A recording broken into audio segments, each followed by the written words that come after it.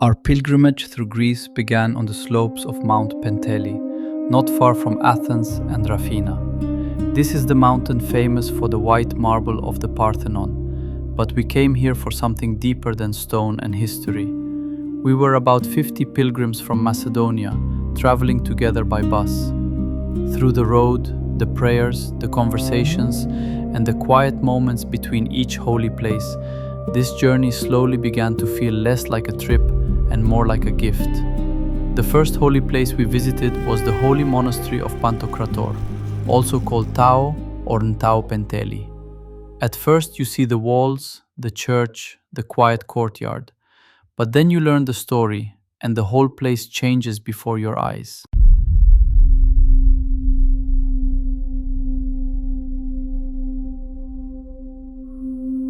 The beginnings of this monastery are usually placed in the 9th or 10th century.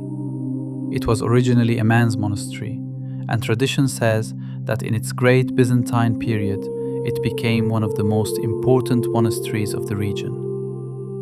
The Catholicon, the main church, is unusual. It is connected with the tradition of the unsleeping monasteries, where prayer and worship continued day and night. The church has 8 holy tables or altars, which tradition connects with the possibility of celebrating services continuously.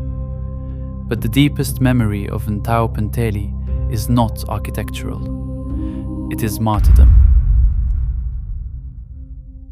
In Holy Week of 1680, according to the Synaxarion and monastery tradition, pirates or raiders were devastating the coast near Rafina. A servant of the monastery betrayed a hidden passage and led them inside. On the night of Pascha, while the fathers were gathered in the church, the attackers entered. 179 monks were killed. A priest-monk and his disciple survived because they were away at the dependency of the monastery, serving the Paschal celebration there. When they returned, they found the monastery destroyed and their brothers slain. Their names were lost, but the church remembers them as the 179 holy venerable martyrs of Ntao Penteli. For almost 3 centuries, the monastery remained desolate. In 1963, a sisterhood of 11 nuns came and began to restore life here.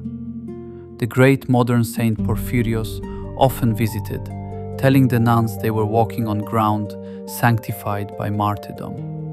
Then, in September 1965, during work on the floor of the main church, graves and holy relics were discovered. Church accounts speak of a beautiful fragrance. Although the historical records had been destroyed in the fire, the identity of the abbot was later made known to the faithful through divine revelation. His name was Abbot Neilos. In 1992, the Ecumenical Patriarchate officially included the 179 martyrs in the calendar of the Church. Their feast is celebrated on Bright Tuesday, in the joy of Pascha. Today, pilgrims come to venerate their relics. And standing there, I did not feel like a tourist with a camera. I felt that I had entered a place where suffering had become prayer. But our pilgrimage had only just begun.